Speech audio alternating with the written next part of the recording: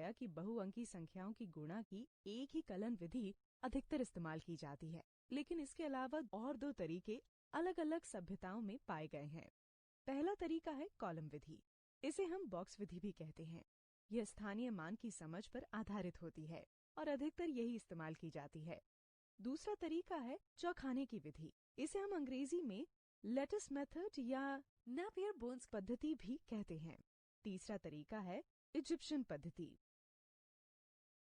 गुणा की कलन विधि के बारे में मैंने पास के स्कूल के शिक्षक शांति से बात की। शांति, तीनों तरीकों में सबसे आसान शायद पहला तरीका है। हाँ, लेकिन दूसरे तरीके सिखाने भी जरूरी हैं। इनसे गुणा और दूसरी अवधारणाओं के बीच का संबंध भी पता चलेगा। तो सबसे पहले कॉलम विधि के बारे में बात करते हैं, लेकिन इस विधि को सिखाने से पहले 10 और 100 से गुणा करना आना चाहिए। इसके लिए मैं अपनी कक्षा में 10 के पहाड़े का इस्तेमाल करूंगी। चलो मैं तुम्हें अपनी कक्षा में ले चलूं। चलो देखें कि अगर हम किसी संख्या को 10 से गुणा करते हैं तो क्या होता है। आओ 10 के पहाड़े को हम संख्या रेखा पर देखते हैं। कौन बनाना चाहेगा इसे ब्लैक बोर्ड पर? मैं बनाती हूँ। तो नन्ही, क्या तुम्हें कोई पैटर्न नजर आ रहा है? हाँ, मुझे तो नजर आ रहा है। नन्ही, तुम बताओ। तुम अखिल की भी मदद ले सकती हो। मैं 10 को जितनी बार जोड़ती हूँ तो उसका हल हमेशा उतना ही आता है जितना 10 गुना उतनी बार होगा। जैसे अगर मैंने 10 को 5 बार जोड़ा तो हल आएगा 50। यानी अगर मैं 5 को 10 से गुणा करूँ तो भी 50 आएगा। तो अगर मैं 10 को जितनी बार जोड़ा जाना है उसको 10 से गुणा कर दूं तो आसानी से हल निकल आएगा। अगर यही मुझे 20 से करना हो तो मैं 2 गुणा 10 से कर सकता हूँ। बल्कि किसी भी संख्या को गुणा करने के लिए अगर उस संख्या को दूसरी संख्या से गुणा किया जाए और फिर 10 से गुणा किया जाए तो सही उत्तर मिलेगा। ठीक है, मैं कुछ सवाल रखती हूँ तुम सबके सामने। इन सवालों को साथ में मिलकर हल करो। अगर हम इन्हें अलग अलग करते तो आसानी हो जाएगी। हाँ, 20 का मतलब है 2 गुणा 10, तो 20 गुणा 3 का मतलब होगा 2 गुणा 10 गुणा 3 यानी 6 गुणा 10 यानी 60। हाँ, ये सही है। मैंने भी अभी करके देखा कि 20 को 3 बार जमा करने पर 60 आता है। यानी 20 जमा 20 जमा 20 60। चलो सभी को ऐसे ही हल करते हैं। हाँ देखो, 40 गुणा 5 मतलब 4 गुणा 10 गुणा 5 मतलब 20 गुणा 10 यानी 200।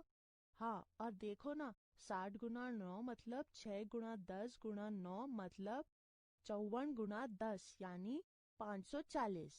और 10 गुणा 10 तो 100 होता है। ये आसान है। अगर मैं सवालों को थोड़ा बदल दूं तो भी कुछ ज्यादा फर्क नहीं पड़ेगा। तब भी 200 गुणा 3 मतलब 2 गुणा 100 गुणा 3 मतलब 6 गुणा 100 यानी 600। ठीक है, बाकी के सवाल सब अपने आप सुलझाओ। कक्षा के बाद मैंने शांति से ये बातचीत की।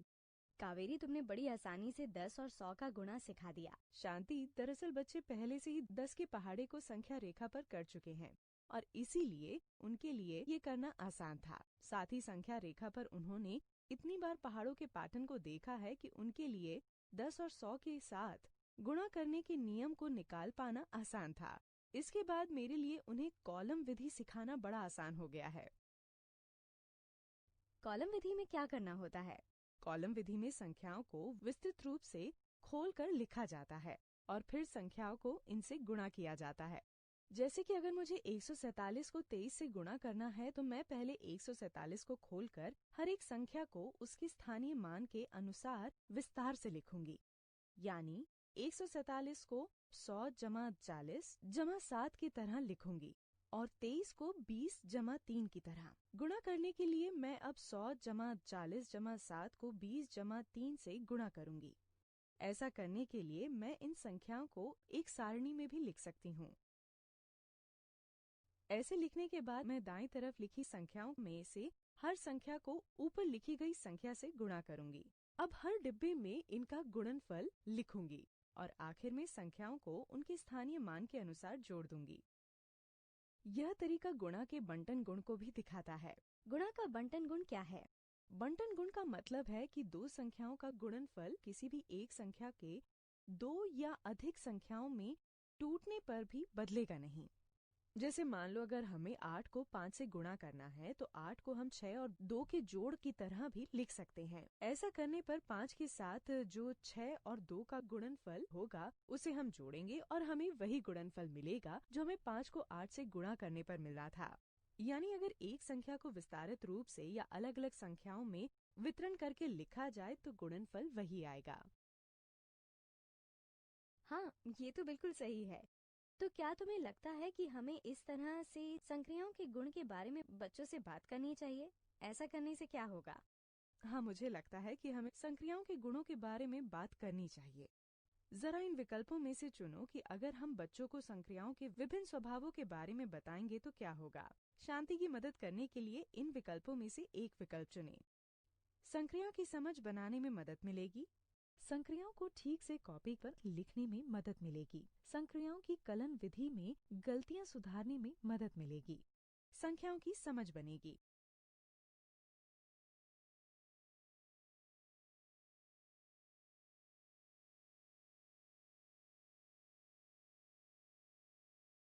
तो शांति, कौन सा विकल्प चुना तुमने? मेरे हिसाब से चौथा विकल्प सही है, क्योंकि संख्याओं की समझ भी तो बन रही है। लेकिन संख्याओं को विस्तारित रूप से लिखने के लिए उस संख्या की पहले से समझ होनी चाहिए। संख्या की समझ एक तरह से वितरण वाले गुण के लिए पूर्व ज्ञान है। मेरे हिसाब से पहला विकल्प ही सही है, क्योंकि संक्रियाओं की समझ के लिए उनके गुणों को जानना जरूरी है।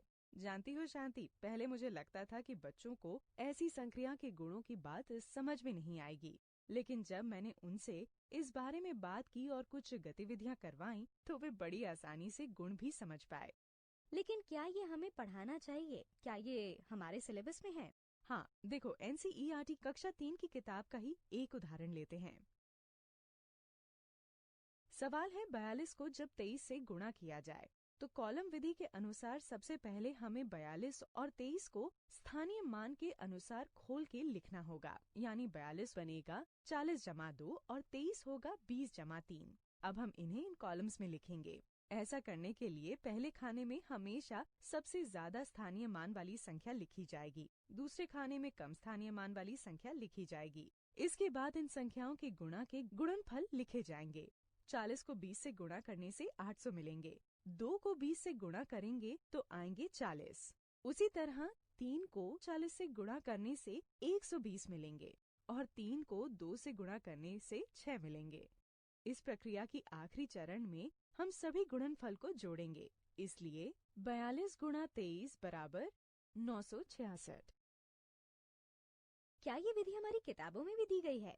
हाँ, जैसे कक्षा 3 की किताब में ये विधि कुछ इस तरह से दिखाई गई है और गुणा करने की मानक विधि भी इसी विधि पर आधारित है।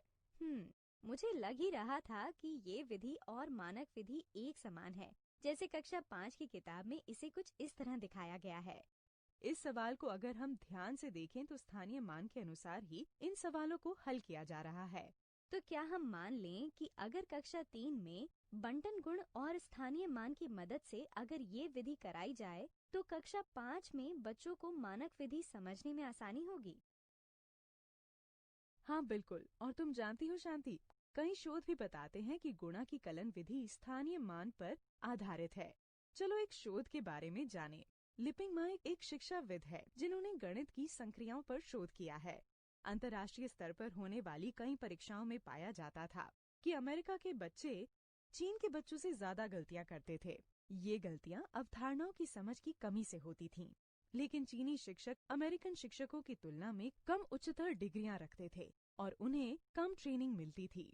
लिपिंग मा ये जानना चाहती थी कि तब भी बच्चे कैसे गणित की सही समझ बना पाते हैं। उन्होंने पाया कि चीन के शिक्षक ये मानते थे कि स्थानीय मान की समझ बहुअंकी संख्याओं के गुणा की समझ के लिए बुनियादी और सबसे जरूरी होती है।